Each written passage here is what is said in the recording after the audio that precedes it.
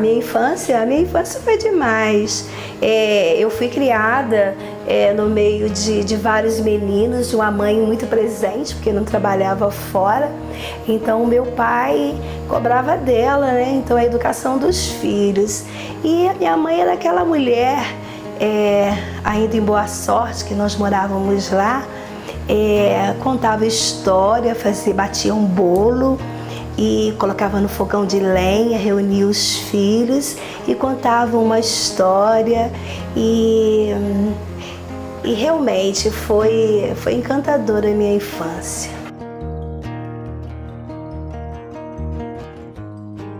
Como eu já falei, a minha mãe é do lar. A minha mãe é do lar, ela era mais presente na educação dos filhos. Uma família numerosa, 7 irmãos, 8 irmãos. Então quer dizer que 8 irmãos porque temos uma irmã do coração. Então somos 8 e a minha mãe do lar, ela se incumbia da educação dos filhos e meu pai era muito sonhador. Meu pai, a profissão dele era torneiro mecânico, soldador.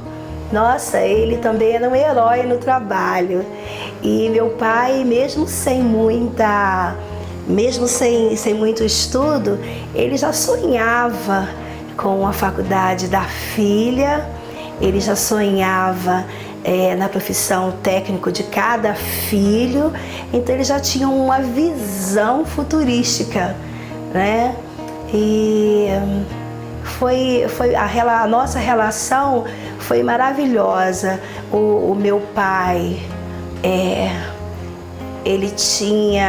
era aquele pai que só em olhar a gente sabia o que ele queria.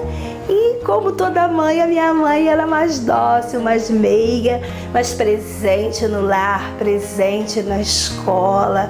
Meus irmãos, quando saíam para tomar banho de rio, aí eles iam tomar banho de rio pelados, né?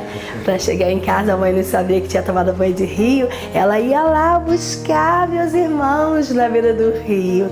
Então foi muito presente, meus pais foram maravilhosos, meu pai já se foi, mas a minha mãe está aqui presente e tenho certeza, se meu pai estivesse aqui entre nós, ele estaria orgulhoso de cada filho.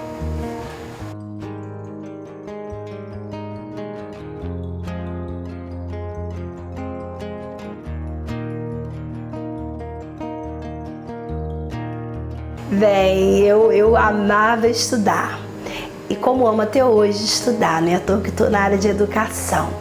Eu sofri sim, sofri muito na infância. Eu devido a essas manchas que eu tenho, vitiligo, né? Aí as crianças me apelidavam. Mas eu acho que isso não me deixou marcas, não. Eu resolvia. Na saída da escola eu resolvi, tinha que resolver muito bem resolvido, porque chegava em casa e ia também pagar pelo que fez lá fora. Então eu tinha que resolver. Não é que a gente tem que resolver as coisas com violência, não. Mas eu resolvi, as coisas foram resolvidas na infância e eu não trouxe nenhum trauma hoje para minha vida pessoal.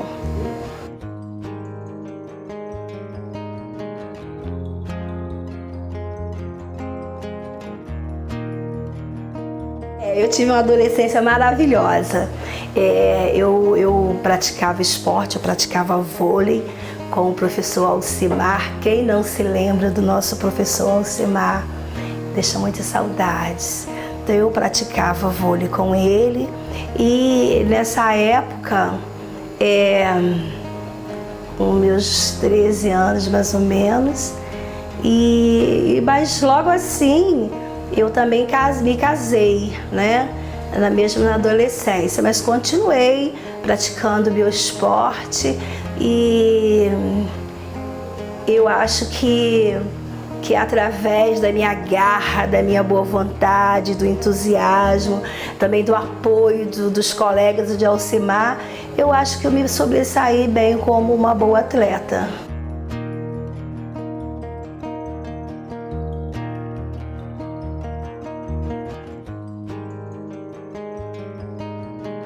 gostava de estudar, tinha incentivo dos meus pais. E houve uma época que a menina antigamente, quando engravidava, os pais eram mais severos, né? E meu pai tinha um sonho para a filha dele, né? Ele já sonhava numa faculdade. Então eu interrompi isso com a gravidez, né? Aos 16 anos eu engravidei e eu estava estudando. Eu lembro que na época movimentou o Antônio Peckley todinho, porque os professores vieram aqui em casa, meu pai me tirou da escola, me deu esse castigo e me colocou para lavar roupa. Para aprender as funções domésticas, né? Já que eu escolhi casar, ter filho e casar, então eu tinha que aprender a ser uma boa dona de casa. E logo assim, depois que eu me casei, eu retornei aos meus estudos e mesmo casada, depois eu tive o primeiro filho, Leandre, né? Que também é professor de educação física, né? Tá na área. E depois então eu tive o Tiago, e logo a seguir eu comecei a trabalhar no município de Cordeiro como professora e depois também veio o Leônidas e não me impediu não, eu continuei estudando. Minha mãe também, como uma boa mãe, ela ficava com meus filhos no período que eu estava estudando e quando eu chegava do colégio ela devolvia meus filhos.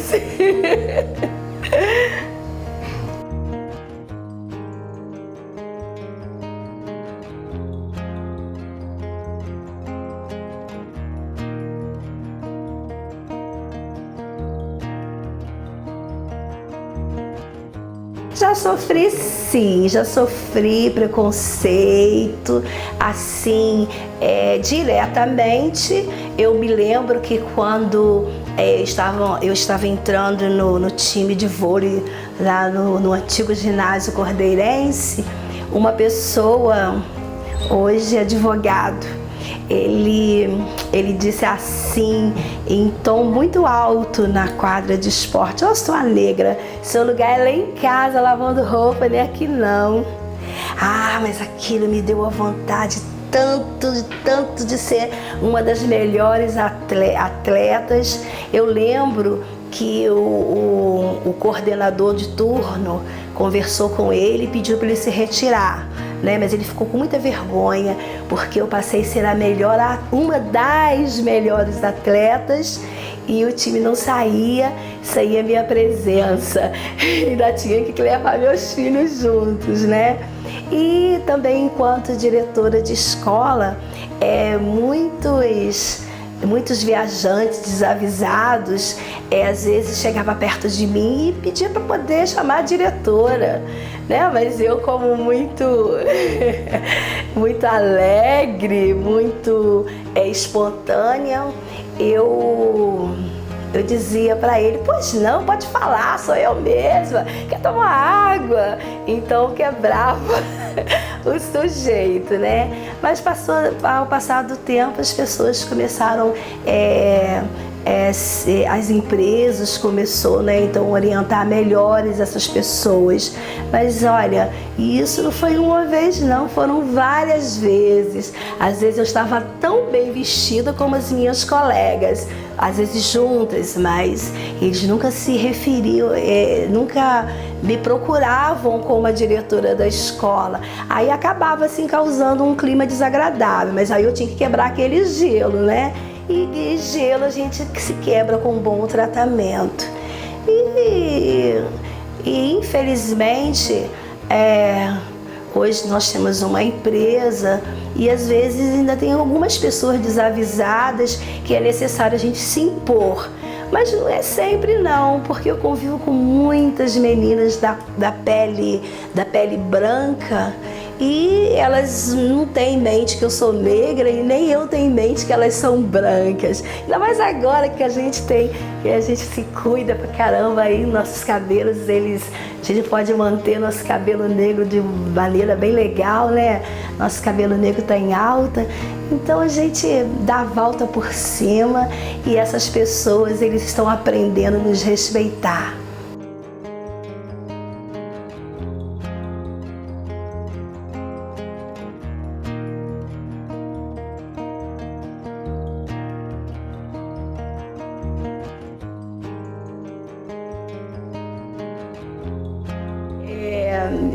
eu tive 3 filhos, homens, 3 filhos maravilhosos, nem aqueles que agregados, né? Como uma boa mulher negra, eu amamentei muitos meninos. Então eu tenho meu filho Leandre, que é professor de educação física, trabalha aqui também, né, na escola como empresária, como gestora do Ribeiro Gil. O Leandre trabalha aqui com a gente como professor de educação física. Tem o Leônidas, que é o meu sócio, e o Tiago, que também trabalha aqui com a gente nas horas vagas. Agora ele está passando um período sem trabalhar, então ele está sempre com a gente nos ajudando. Ele tem muita visão de mundo, então ele está sempre nos dando um toque, nos orientando. E esses 3 filhos me deram lindos netos, inclusive hoje está nascendo uma neta. Um neto aniversariando, que é o Leandre Noronha Gil, né? Filho de Leandre. E Tiago hoje terá uma filha às 5 horas da tarde, né? A Joana. Então, 2 netos hoje aniversariando. E o João Gabriel, que também é meu neto amado, iniciou aqui na escola com a gente. Que menino bom! Se todas as avós e mães tivessem um filho e neto como ele, nossa!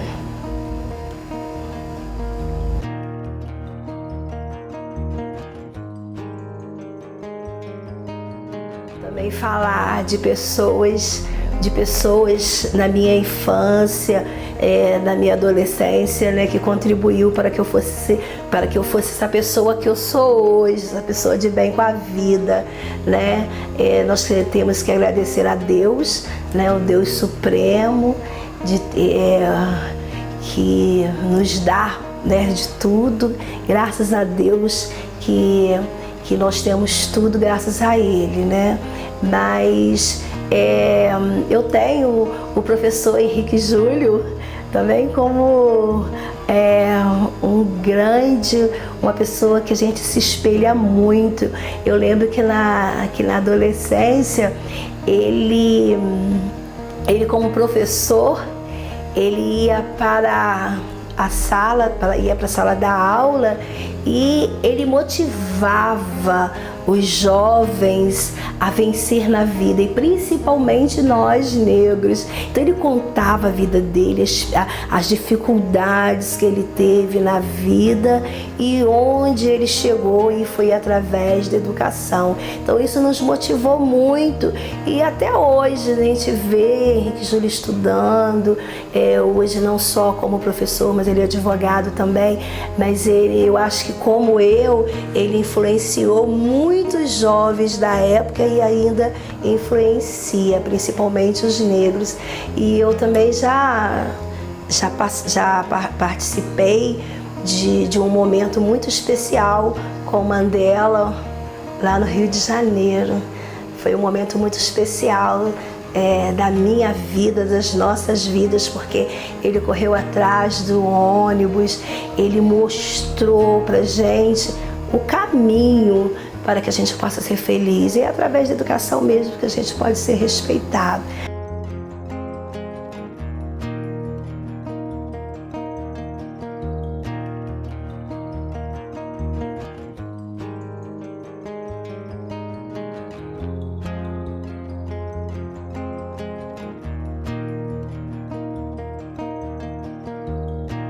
Agora, uma história engraçada mesmo, eu com meus sobrinhos no sítio do meu irmão Alex, e como todo jovem, né? Todo jovem feliz e não sabe muito, como eu vou dizer, quer viver momentos sem o agravante, né? Sem ver as dificuldades futuras, né? Então lá uma árvore muito frondosa e com cipó, Então eles estavam gangorrando naquela árvore, um lugar lindo, maravilhoso. E vai tia, não vou não. Vai tia, muito bom, aquela adrenalina toda. Aí a tia foi, né? A tia foi. E os jovens sobrinhos e filhos acabaram contagiando a tia, né? Adrenalina pura. Até hoje eles gostam disso. E eu também. Eu caí, né? Claro. Eu só fui e não voltei.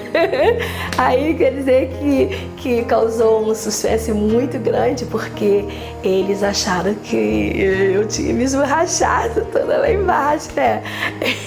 Aí houve aquele silêncio, aí depois eu levantei, ei, tô bem. Então hoje isso ficou marcado em nossas vidas, né? Me causou uma hérniazinha de disco, mas é uma história engraçada. E também quando meu filho, um dos meus filhos nasceu, não me lembro bem qual, ele acabando de nascer, eu disse, ai, parto normal, isso é muito primitivo. Aí o doutor Filho, que era meu médico, que estava fazendo parto, aí ele riu, achou muito engraçado, né? Até hoje eu lembro disso, né? Mas são coisas que acontecem na vida da gente, que marcam, não deixam marcas, né? É uma coisa engraçada. Você me pegou de surpresa também, né? Uma coisa engraçada, são tantas.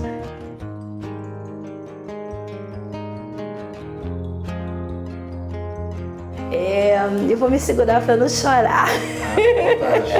Momento triste foi a perda do meu pai, né? Foi um momento muito triste.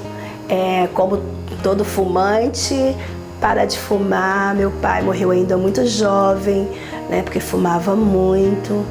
E então quando eu ia trabalhar, eu moro em cima da casa deles, né? Hoje aqui escola. Então ele estava sempre ali na praça, me esperando, sempre na praça. Então quando eu vinha do trabalho, ele estava assim, minha filha, benção pai, Deus te abençoe, minha filha. Então quando ele faleceu me marcou muito, porque quando eu vinha do trabalho, eu vinha naquela expectativa de dar a benção para o meu pai, de pedir a benção para o meu pai, e ele, né, ô minha filha, Deus te abençoe, né? Então foi um momento triste, quase que eu chorei.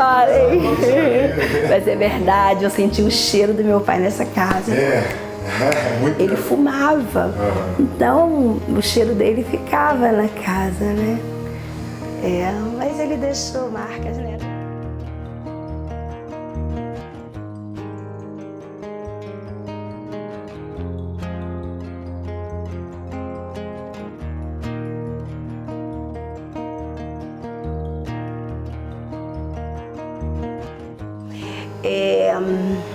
Como eu já disse, eu sou uma pessoa feliz, uma pessoa agradecida a Deus, né, pela vida, pela família, pelos familiares.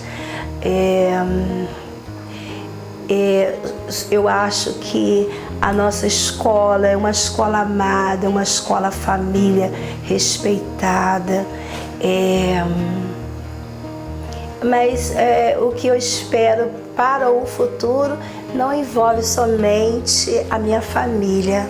A minha família vai estar muito bem, meus familiares vão estar muito bem se todos os vizinhos, as pessoas mais próximas, as famílias também se estiverem bem, né? Se diminuir o índice de criminalidade, se o nosso país tiver realmente uma proposta para mudar a vida da família, das nossas crianças, dos jovens, eu acho que o futuro vai ser melhor. Não adianta os meus filhos, os meus netos ter o que comer, ter o que vestir, se o meu vizinho não tem, ou se meu vizinho está perdido, sem amor, sem uma família, sem um lar, sem ser resgatado. Então eu acho que o futuro pertence a Deus, né? Mas Deus não nos criou para estar sofrendo ser dependentes de drogas. Seria tão bom que todas as crianças, todos os jovens tivessem realmente educação boa para todos. Era um lar, né? Uma família estruturada. É isso que nós pedimos e mais, que as pessoas tivessem a Cristo no coração, paz de Cristo no coração.